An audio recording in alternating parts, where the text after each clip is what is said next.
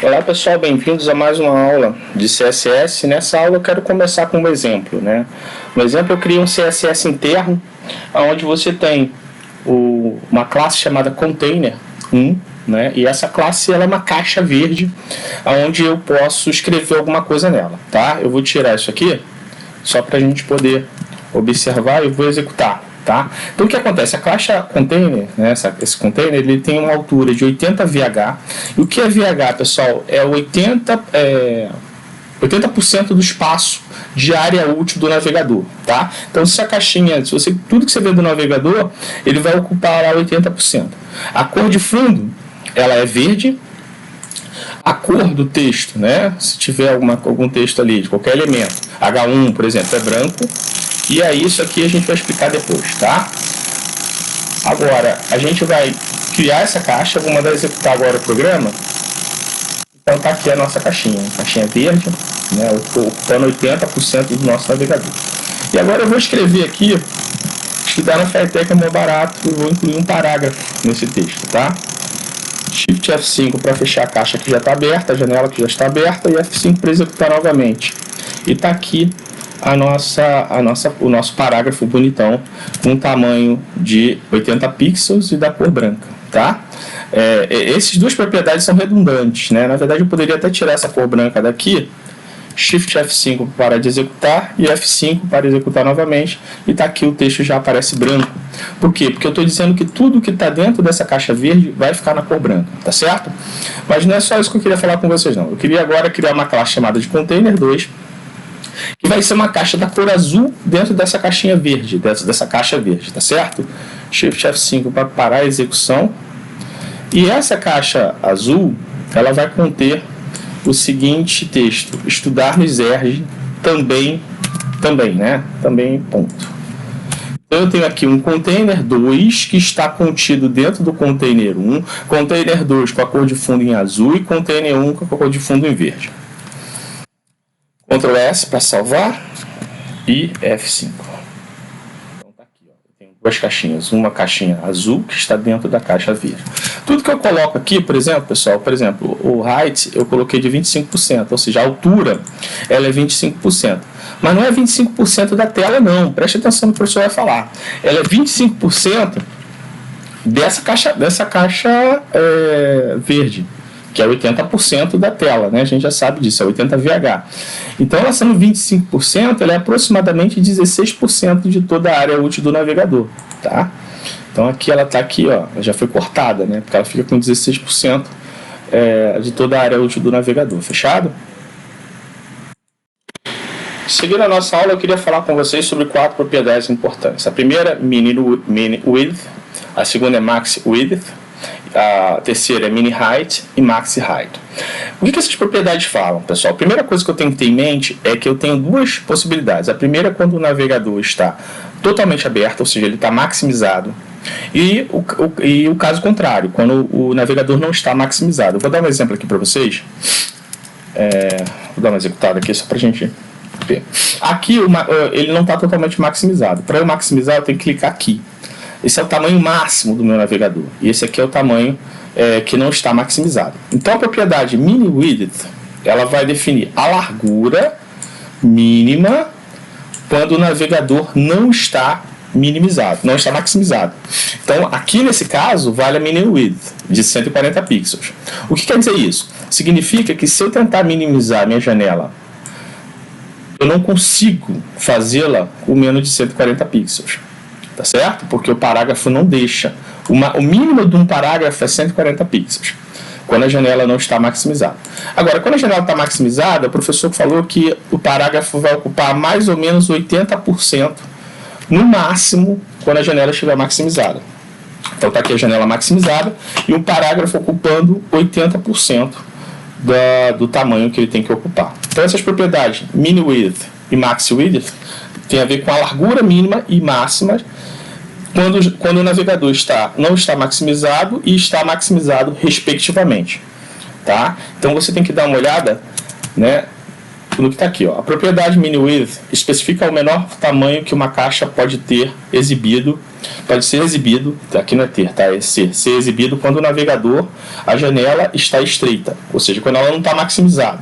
E a propriedade max width indica a largura máxima que uma caixa pode esticar até quando o navegador está maximizado. A mesma ideia vale para as propriedades mini height e maxi height, ou seja, a largura mínima quando o navegador não está totalmente aberto, e a altura mínima quando o navegador não está totalmente aberto e a altura máxima quando o navegador está totalmente aberto, tá certo? Vamos agora trabalhar com aquela caixa verde que a gente criou no exemplo anterior e vamos colocar agora uma imagem. E eu quero que a gente reflita sobre algumas coisas. Eu vou mudar aqui a altura do container para 100 pixels, tá certo? Então, a caixinha verde ela é de tamanho 100 pixels. F5. Então tá aqui, ó. Eu coloquei aqui a caixinha verde, está aqui embaixo, e em cima eu coloquei uma figura, tá? Então eu coloquei uma figura aqui dentro dessa caixinha verde. Você observa, o tamanho da figura ele é maior que o tamanho da caixa, que agora tem 100 pixels. E como é que eu faço para uma figura caber dentro de uma caixa, né? Então, eu venho aqui, eu tenho uma propriedade chamada de overflow. Né? Overflow é o que eu faço quando um elemento que está contido dentro de um outro elemento é maior do que aquele elemento que eu contenho. Então, aqui eu botei o visible. Se eu mudar o valor do overflow, eu posso colocar aqui hidden, F5 e F5 e executar. O que acontece? A minha imagem ela é cortada para caber totalmente dentro da caixa verde. Tem um outro valor que é o valor scroll, Shift F5 e F5. Quando eu uso o valor scroll, o que acontece? A minha caixa, né, a minha imagem, ela não cabe dentro da caixinha verde, mas eu começo a ter barra de rolagem para poder funcionar. Então a propriedade overflow diz o que eu faço quando um elemento que está contido dentro de outro elemento é maior do que esse elemento que eu estou contido. Então eu tenho aqui a propriedade overflow. Se acontecer o estouro do elemento, né, se eu estiver colocando um elemento dentro de outro e houver um estouro, o que você tem que fazer, tá? Se você vai mostrar, vai cortar, se você vai mostrar o elemento todo e vai ignorar o tamanho da caixa que contém, enfim. Nós já vimos em aulas anteriores, né, sobre a propriedade merging padding. Só estou relembrando aqui. A gente tem vários tipos de padding. Padding é a distância da borda da caixa até o elemento. Por exemplo, aqui é o padding, tá? Isso aqui é o padding e isso aqui é a margem do elemento, né? Então a gente pode trabalhar com o valor de padding top, padding right, padding bottom e padding left. A mesma coisa vale para a margem, né? A margem é a distância da caixa, mais uma vez, ao início do navegador, né? Então a margem é isso, o padding é isso. E a gente também pode trabalhar com margem top, margem right, margem bottom e margem left. Agora, sempre quando a gente também pode colocar, como uma propriedade tem 4 valores, a gente pode colocar os 4 valores de uma vez só, quando a gente declarar o CSS. Lembrando, esse é sempre no sentido horário, tá? No sentido horário começa no 12 horas, né? E vai rodando assim. Então o que acontece? Esse aqui é o top, esse aqui, segundo valor, é o right, terceiro valor é o bottom e o quarto valor é o left. É no sentido dos ponteiros do relógio, tá? Então aqui é 1 pixel para cima, 2 pixels para a direita de distância, 3 pixels para baixo de distância do próximo elemento e 4 pixels de distância à esquerda da caixinha. Fechado? Vamos agora centralizar um conteúdo que está dentro de uma caixa, fechado? Então aqui o professor criou um CSS com 2 classes, a classe caixa e um seletor para tag texto. Na tag caixa, na classe caixa, perdão, você tem uma borda de 10 pixels, ou seja, o tamanho da linha, da grossura da linha é de 10 pixels, um estilo sólido, tá? Uma altura de 100 pixels, uma largura de 1500 pixels, uma margem de 10 pixels, tá? Como é que eu faço para centralizar a caixa, né, no meio do navegador? Eu coloco uma margem top de 10 pixels, O left e o right, né, que são o segundo e o quarto valor, eu coloco como alto, porque aí ele se auto-centraliza, né? Ele centraliza, alto, que diz centralize, e 10 pixels para baixo do próximo elemento e 10 pixels para cima. Então, o alto você tem que colocar aqui e aqui, no segundo elemento e no quarto elemento. Perdão, um pad de 3 centímetros, uma largura da borda fina, né? Uma cor da borda azul escura e, mais uma vez, uma largura de borda de 10 pixels. Na verdade, o que vai valer é essa aqui, tá? Foi declarado duplamente. Eu posso tanto colocar fino, que é mais grosso, né? Ou posso colocar de 10 pixels, né? Mas vai valer esse aqui, que é a última declaração, tá? E aqui o parágrafo, né, tem tamanho da fonte de 40, o texto está alinhado à esquerda, ou seja, é 10 pixels de padding, 3 centímetros de padding, então ele alinha à esquerda, fechado?